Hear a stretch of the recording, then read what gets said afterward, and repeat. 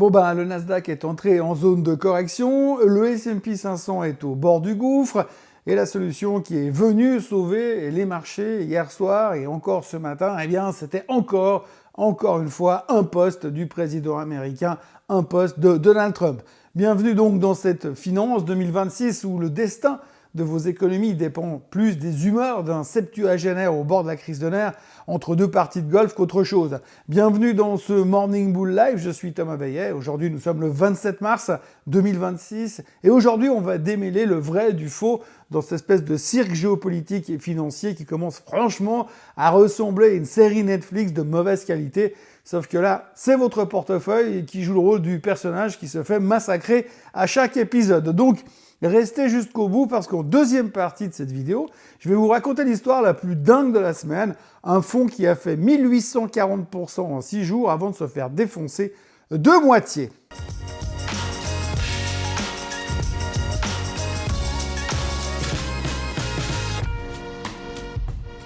Cette émission vous est présentée par Swissquote. Alors avant toute chose, ce que vous allez entendre et voir dans cette vidéo n'est pas un conseil financier, c'est mon avis, mon analyse et parfois mon humeur du jour. Par contre, si vous voulez comprendre la bourse, là, vous êtes au bon endroit. Alors on va poser les bases, nous sommes en pleine instabilité géopolitique extrême. Oui, je sais, dire ça en ce moment c'est un peu comme dire que l'eau ça mouille ou que le feu ça brûle, mais permettez-moi quand même de préciser une toute petite chose, cette instabilité géopolitique extrême, eh bien se résume en réalité à un seul et unique point, bien sûr, les posts de Donald Trump sur les réseaux sociaux.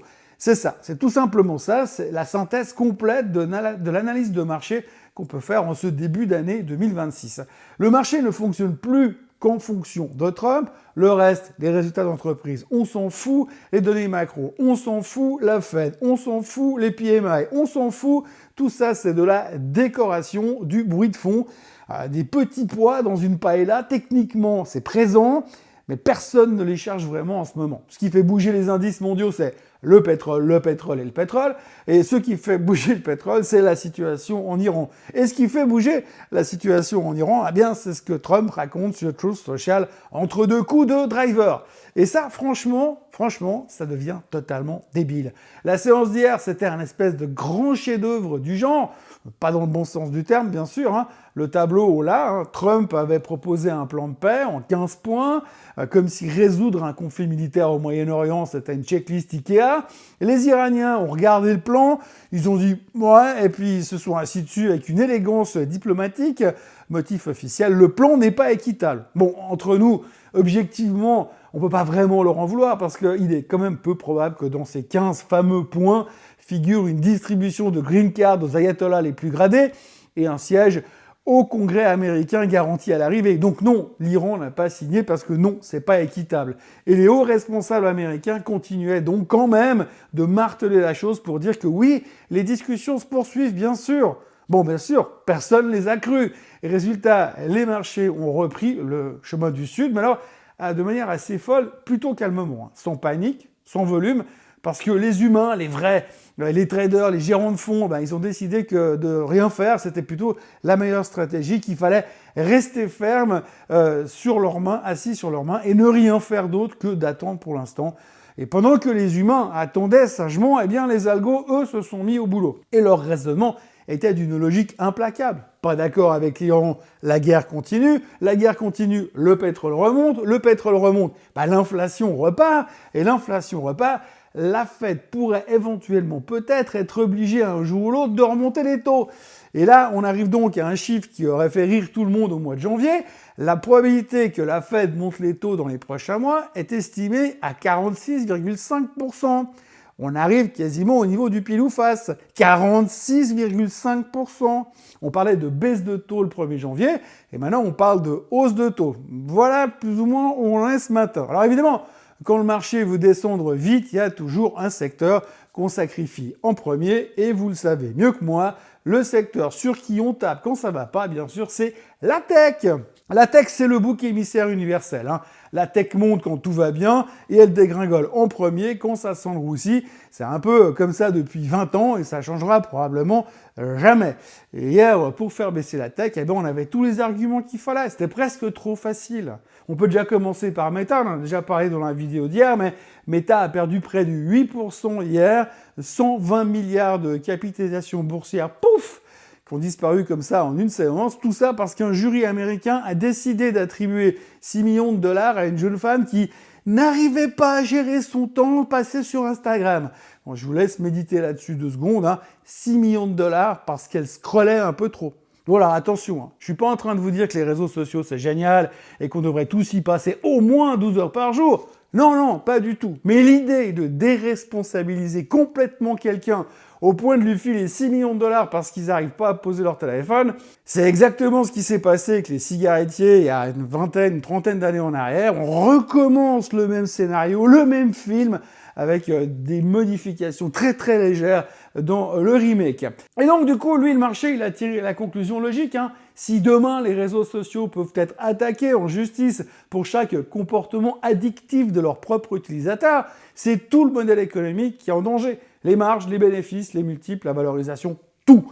Alphabet, lui aussi, s'en a pris un petit peu dans la figure, mais 3% parce que, dans une moindre mesure, parce que le modèle économique d'Alphabet et Google est quand même vachement plus diversifié que celui de Meta. Mais les dégâts étaient là quand même. Et pour couronner le tout, vous avez aussi le secteur des puces mémoire qui en a également pris plein la tête, puisque Google vient de présenter son nouveau produit qui réduirait la dépendance à ce type de composants de bonne partie en tout cas. Résultat, Micron est entré en bear market. Et dans la foulée, le Nasdaq est officiellement entré, non pas en bear market, enfin pas encore, mais en zone de correction.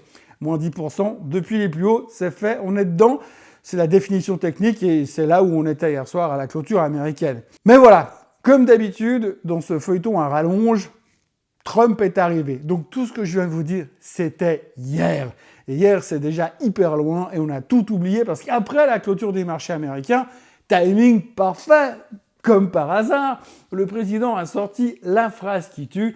Washington repousse les frappes contre l'Iran 10 jours supplémentaires. En signe de bonne volonté et en prime, l'Iran aurait accepté de laisser passer une dizaine de tankers par le détroit d'Ormuz.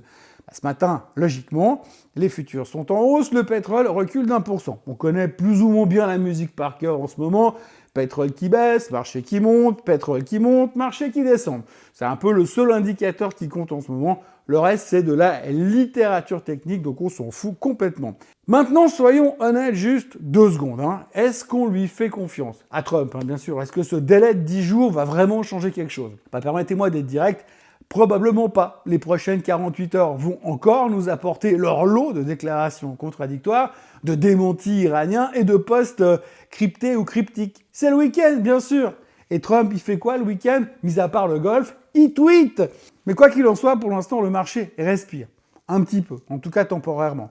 Et quelque part, on se demande si ce chaos permanent n'arrange pas parfaitement les affaires de Mar-a-Lago. Pendant que l'empire Trump engrange tranquillement ses profits et garde le marché sous sa coupe jusqu'au mi-terme de novembre. On y reviendra, mais ce sera probablement un gros sujet de ces prochains mois. Maintenant, avant de vous raconter l'histoire de ce fonds qui a rendu fou tous ses actionnaires en moins d'une semaine, petite parenthèse obligatoire sur les taux.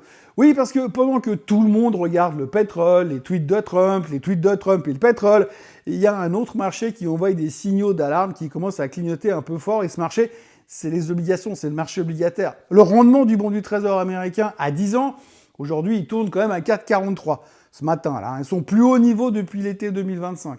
Le 30 ans, lui, il frôle les 5%. Alors ces chiffres, en apparence, qui peuvent paraître abstraits, disent simplement quelque chose de très concret. Le marché obligataire, ces gens qui sont très sérieux, qui gèrent des milliers de milliards de millions, commencent à intégrer le scénario de la stagflation. La stagflation, vous connaissez. Croissance molle, croissance qui ralentit, inflation qui repart, la Fed coincée entre deux feux. Et quand les taux montent, eh bien, ça n'est pas seulement un problème pour les emprunteurs, c'est aussi un problème pour toutes les classes d'actifs. Oui, bien sûr, parce qu'avec des taux à 4,5 sur le sans risque du 10 ans américain, ça change radicalement la question que tout investisseur se pose le matin. Pourquoi prendre du risque en action si le bon du Trésor me donne du 4,5 pour ne rien faire?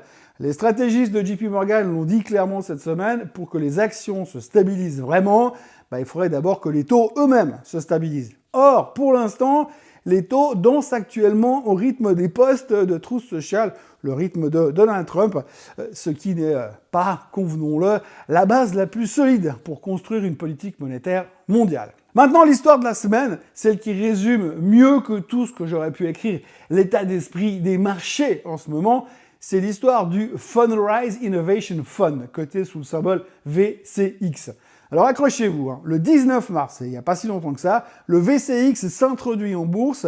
L'idée de base est assez séduisante, offrir au grand public un accès aux plus belles licornes de la Silicon Valley avant leur introduction en bourse. Dans le portefeuille, vous retrouvez de l'Anthropic, du Databricks, de l'OpenAI et du SpaceX, bien sûr. Rien que ça, rien que des noms qui font rêver, qui sont les futures licornes, les futures stars de la finance. Et depuis sa création, le fonds il a quand même généré environ 85% de rendement par année. C'est sérieux, c'est solide et c'est bien géré. Ça, faut le reconnaître. Et puis, le marché s'en est emparé. En 6 jours, le titre est monté de 1840%. 1840%. Au sommet de la folie, l'action du fonds atteignait 575 $. Pour un fonds dont la valeur d'inventaire réelle, ce que valent en théorie vraiment les actifs dedans, pour autant qu'on puisse les estimer, eh bien cette valeur était de 18,26 $. Autrement dit, les acheteurs payaient 31 $ pour chaque dollar d'actifs réels. 31 fois la valeur réelle du fonds. Oui, vous avez bien entendu, pas 31% de prime, 31 fois la valeur. Alors comment est-ce que tout ça est possible? La mécanique est plutôt simple et implacable. Il y a seulement 6 ou 7% du flottant qui est en circulation. Donc du coup, les 100 000 investisseurs d'origine sont bloqués pour un lock-up de 6 mois jusqu'en septembre 2026. Résultat, vous avez une offre microscopique, une demande totalement délirante, alimentée par le FOMO, le Fear of Missing Out, et une envolée verticale des prix totalement déconnectés de la réalité. Et puis, Andrew Left est arrivé. Le fondateur de Citron Research, le genre de personnage qu'on n'a pas vraiment envie de voir débarquer quand on est actionnaire d'un titre qui vient de faire x18, il a annoncé publiquement une position short sur VCX. Il a donc pointé l'écart absurde entre le cours et la valeur réelle. Il a demandé à la SEC d'enquêter sur d'éventuelles promotions non déclarées par des influenceurs, en rappelant au passage que Fundrise s'était déjà fait sanctionner en 2023 pour avoir payé plus de 200 influenceurs sans dire à personne. Ça tombe bien parce qu'en ce moment, la SEC n'a rien à faire puisqu'il n'y a pas de magouille ailleurs. Le soufflet de VCX s'est donc effondré de 50% en une séance, c'était hier.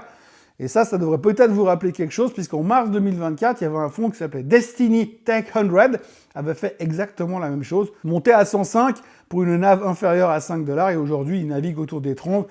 Et si VCX suit la même trajectoire, le prix cible serait autour de 26 $, soit une chute de plus de 93% par rapport au sommet de cette semaine. Et le vrai test n'est même pas encore arrivé, puisqu'en septembre 2026, les 100 000 investisseurs initiaux pourront enfin vendre leur part de fonds. Ce déluge d'offres nouvelles potentielles pourrait donc comprimer les prix de façon spectaculaire. Et si en plus, entre deux, Anthropic, OpenAI ou SpaceX s'introduisent en bourse, ce qui est plutôt anticipé, la raison d'être même de ce fonds disparaîtrait instantanément. Oui, bien sûr, parce que pourquoi payer une prime pour un accès indirect quand on peut acheter directement l'action sur le marché? La morale de cette histoire, elle est plutôt cruelle parce que VCX, c'est un bon fonds, les actifs sont réels, la gestion est sérieuse, mais la structure fermée et la rareté artificielle du flottant ont transformé un produit financier solide en terrain de jeu hyper spéculatif pour algos décérébrés et investisseurs mal informés en mal de sensations fortes. Le FOMO a donc encore frappé, et comme toujours, il a frappé ceux qui avaient le moins les moyens de se le permettre. Voilà, c'est là où on en est en ce vendredi matin. Le Nasdaq est en zone de correction, le S&P 500 est au bord du gouffre, les taux obligataires montent, le pétrole ne sait plus où aller et attend les tweets de Trump, et c'est Trump justement qui repousse ses ultimatums, comme d'autres repoussent leur rendez-vous chez le dentiste.